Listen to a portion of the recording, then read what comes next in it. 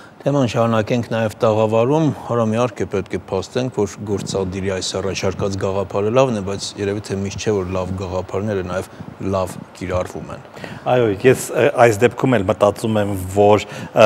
տրված է 6 ամիս փորձաշրջան, եւ դա պատահական չէ, որ տրված է, որովհետեւ պետք է փորձարկվի։ Բայց մտավախություն ունեմ, որ ինչպես միշտ փողը չի հերիքի, որովհետեւ բուժվելու ցանկություն ունեցողները միշտ ավելի շատ են լինում, քան բյուջեով նախատեսված փողերը։ Բայց դրա մասին ավելի մանրամասն իհարկե կխոսի առողջապահության նախարար Լևոն Ալթունյանը, շնորհակալություն պարոն Ալթունյան, եւ այսպես հետավճարային համակարգը, որքան հասկանում եմ, նախատեսված է 1 տարվա համար, այսինքն մարդիկ բուժվում են, հետո 1 տարուց բուժմինդակներին տրվում է փողը։ Բայց փորձաշրջանը կես տարի է, այսինքն կարող է կես տարուց հետո պարզվի, որ այդ էքսպերիմենտը, չգիտեմ, այդ փորձը չի շարունակվելու։ Բարև ձեզ, շնորհակալություն հրավերքի համար, եթե թույլ տաք մի քիչ հստակեցնենք մեր թեմաները։ Առաջինը, սոցիալական փաթեթով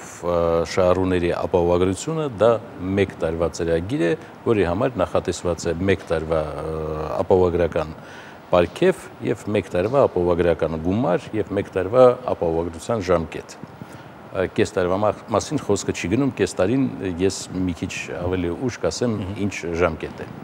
Դա նշանակում է, որ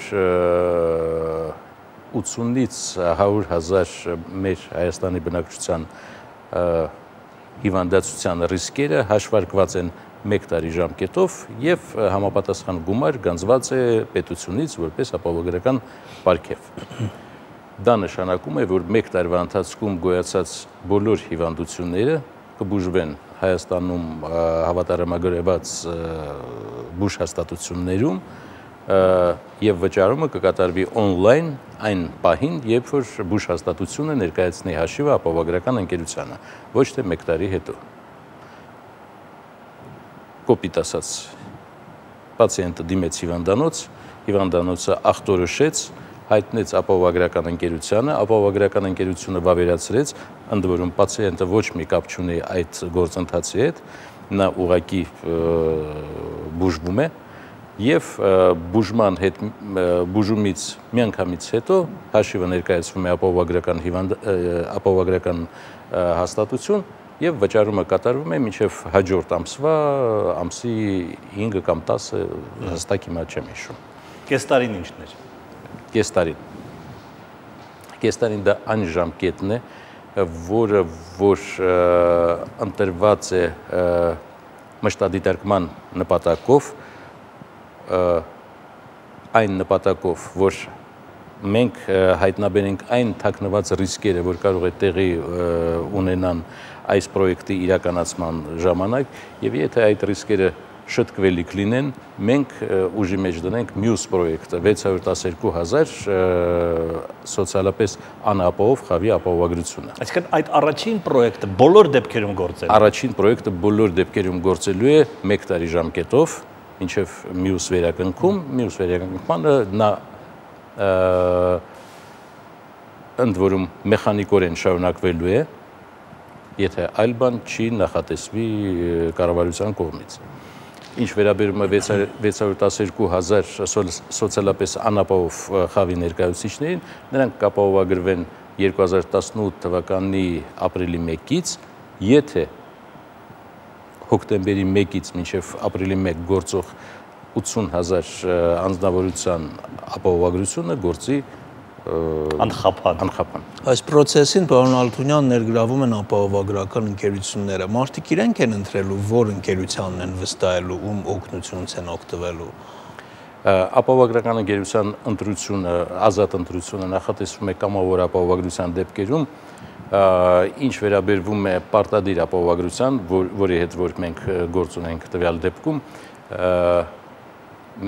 կառավարությունը ուներ 2 ճանապարհ։ Կամ նախատեսեր կամավոր ընտրություն ապահովագրական ընկերությանը, այդ դեպքում կառավարությունը եւ ի վերջո հարկատուն պետք է վճարեին 10-15% ավել այն գումարը, որը նախատեսվում է մարքեթինգային ծախսերի, որոնք կոմիսիոն վճարների, որոնք կվճարվեն ապահովագրական գործակալներին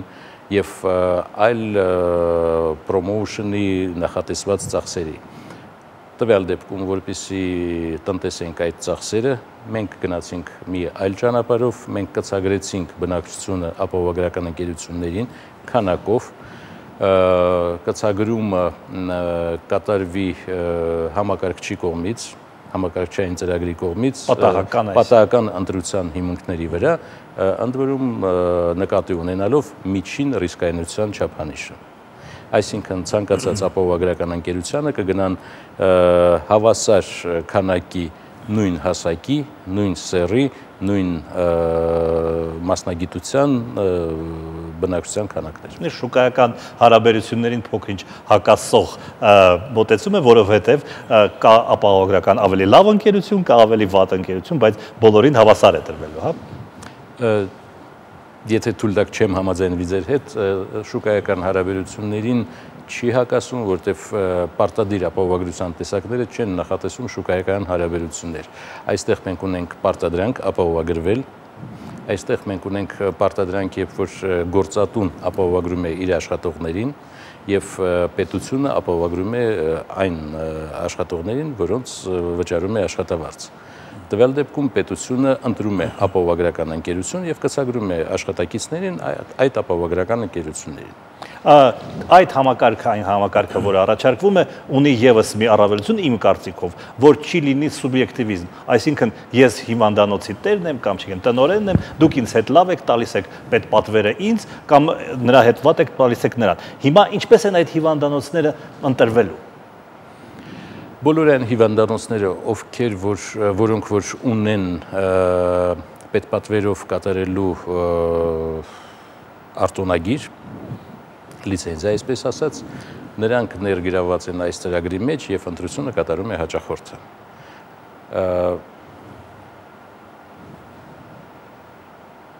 Այսպես ասած, արտահայտություն կա, հաճախորդը քվեարկում է ոտքերով, որտեղ որ հաճախորդը գնա, որտեղ որ պացիենտը գնա, որտեղ որ հիվանդը ընտրի բուժման ուղղությունը, որ հիվանդանոցում որ ընտրի, այդ հիվանդանոցը նրան սպասում է եւ կվարձատրվի իր բուժման համար։ Այդ ուր գնալու մասին, պարոն Ալթունյան, Երևանում կա 3, 4 կամ 5 բարձրակարգ հիվանդանոց մի Երևանում, իսկ 10 մարզերում նման բարձրակարգ հիվանդանոց ցավոք մենք չունենք եւ ստացվում է ամբողջ բեռը ընկնելու է այդ թիմ նշած 4-5 հիվանդանոցների վրա։ Նոր ճշմարտություններ չեմ բացահայտի, եթե ասեմ, որ Հայաստանում ապրում է 3 միլիոն բնակչություն եւ մենք ունենք մոտավորապես 2-ից 3000 բարձրակարգ բժիշկներ, որոնք աշխատում են այս կամ այն հիվանդանոցներում։ Եվ բնակչությունը ընտրում է ոչ թե հիվանդանոցը, ոչ թե պատերը եւ վերանորոգումը կամ հասցեն, բնակչությունը ընտրում է բժիշկներին։ Եվ այդ որոնք կենտրոնացած են մի քանի հիվանդանոցներում, այնուամենայնիվ։ Համեցեք այդ հիվանդանոցները, եթե այդ բժիշկները կենտրոնացված են այդ հիվանդանոցներում։ Ընդ որում կարող եմ ասել, որ այս պարագայում եթե մինչ այսօր հերթագրումը կատարվում էր գումարի ոչ բավարար լինելու պատճառով, գումարը վերջանում էր եւ հաճախորդին առաջարկվում էր սպասել 3-ից 6 ամիս, որպեսզի գումարը վերականգնվի պետության կողմից եւ բուժումը դառնա հնարավոր։ Այսօր մենք կարող ենք կանխատեսել հերթեր միայն հիվանդանոցների կամ բժիշկների թողունակության չափանիշով։ Այնուամենայնիվ մարդիկ պատերներ են ընտրում, այն իմաստով, որ ընտրում են ոչ միայն բժշկին, այլև բուժքրոջը, հա, մնացած սպասարկող անձնակազմին, մեկ մահճակալ կլինի իր սենյակում, թե 10 մահճակալ, այնուամենայնիվ կա այդ ընտրության անհրաժեշտությունը։ Տվյալ ապահովագրության պայմանագիրը նախատեսում է երկտեղանոց, երկմահճակալանոց հիվանդասենյակներ, ոչ 10, ոչ էլ 1, մեկի համար պետք է համավճար կատարել, 10 դժվար թե որևէ մի հիվանդանոց առաջարկի, իսկ եթե 10 կա, ուրեմն դա ընտրել է պացիենտը, այնպես որ երկտեղանոց, երկմաչակալանոց հիվանդասենյակները մենք առողջապահության նախարարությունը եւ ապահովագրական ընկերությունները երաշխավորում ենք։ Ես ենթադրենք Ախուրյանում ապրող հիվանդ եմ, բայց գիտեմ, որ Երևանում լավ բժիշկներ կան, լավ հիվանդանոցներ կան։ Ես կարող եմ այնուամենայնիվ գալ Երևան եւ այստեղ բուժվել իմ ցանկությամբ։ Միանշանակ, ինչպես ասեցինք, 3 միլիոն բնակչությունը կարող է ընտրել ցանկացած հիվանդանոցը։ Ուղղակի պետք է հաշվի առնել,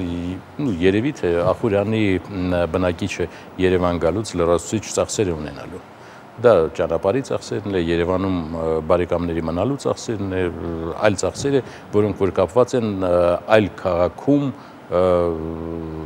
ծառայություններ ստանալու հետ։ Մնացած բոլոր հարցերը նույն մակարդակի վրա են լուծվում, ինչ որ Երևանի բնակիչների համար։ Այսինքն այստեղ ընտրության սահմանափակում չկա, իսկ հիվանդությունների մասով կա ընտրության սահմանափակում։ Ես նկատի ունեմ, ենթադրենք բուժումը ենթադրում է վիրահատություն, որը արժի օրինակ 5 միլիոն դրամ։ Այդ դեպքում այդ ամբողջ գումարը դարձյալ փոխանցում է ապահովագրական ընկերությունը։ Եթե չեմ սխալվում, ապահովագրական փաթեթը նախատեսում է բուժում մինչև 3.5 միլիոն դրամ, 3.5-4 միլիոն դրամ։ Այսինքն ավել գումարը արդեն շահառուն ինքը իր կողմից է փոխանցել։ Այո։ Պոլիկլինիկայի դերի մասին, հա, ընդհանրապես պոլիկլինիկաներն էին, չէ, ուղղում հիվանդներին այս գործով կարգով դեպի հիվանդանոցներ, հիմա այդ ֆունկցիան նրանց վրայից հանվում է, որովհետև նրանք ֆորմալ էին մոտենում այդ հարցին։ Առաջնային առողջապահական օղակի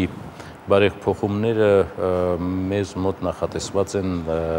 2018 թվականի ընթացքում։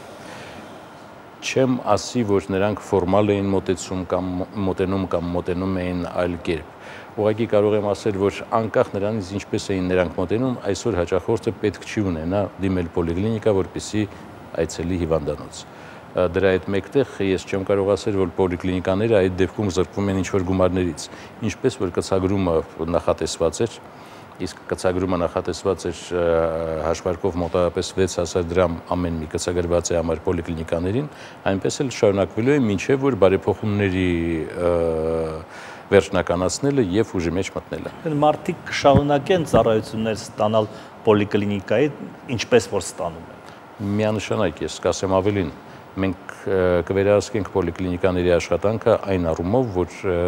այսօրվա վիճակը, երբ որ թերապևտիկ բաժանմունքներում մենք ունենք պետական պատվերի գեր կատարում 103, 105 տեղեր կան 200%-ից ավել, դա անթույլատրելի է։ Դա նշանակում է, որ առաջնային առողջապահական օղակը չի աշխատում ընդհանրապես։ Պարոն Ալթունյան, ձեր հաշվարկներով մոտավորապես երբ հնարավոր կլինի այդ անցումը անել, որպեսզի ամբողջ Հայաստանի բնակչությունը ունենա բժշկական ապահովագրություն։ Որպեսզի ամեն ինչ ընթանա էվոլյուցիոն ճանապարհով եւ ոչ մի ռևոլյուցիա, մենք նախատեսում ենք մոտավորապես 3 լիարժեք տարի։ 3 տարի հետո։ Այո։ Եվ եթե թույլ կտաք մեկ հարց, որը ներողություն, ինչպես ասացի, հոկտեմբերի 1-ին ուժի մեջ կմտնի սոցփաթեթի շահառուների 80000 Հայաստանի Հանրապետության բնակչի ապահովագրությունը, ապրիլին նախատեսվում է 612000 բնակչի ոչ ապահով խավերի ապահովագրությունը եւ եթե ամեն ինչ ընթանա այնպես ինչպես որ մենք նախատեսում ենք 2019 թվականի վերջից մենք կառաջարկենք համընդհանուր ապահովագրության ծրագիրը։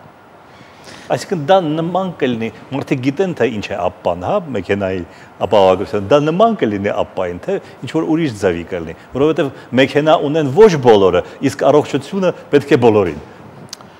Մենք մեծ հույսեր ենք կապում, որ պարտադիր առողջապահության ապահովագրությունը կնմանվի ապային իր լավագույն արտահայտումներով եւ ոչ թե ճանապարհներին խցանումներով։ Շատ կարճ, պարոն Ալթունյան, ուղղակի վերջերս թեման քննարկվեց, կապ չունի սրա հետ, բայց հեպատիտ C-ով հիվանդների մասներ խոսք, այդ վերացական Վրաստանի օգնությունից օգտվում են 1000 հիվանդ, բայց հիվանդների թիվը 2000-ից ավելի է։ Ինչ սկզբունքով է կընտրել այդ 1000 հիվանդներին։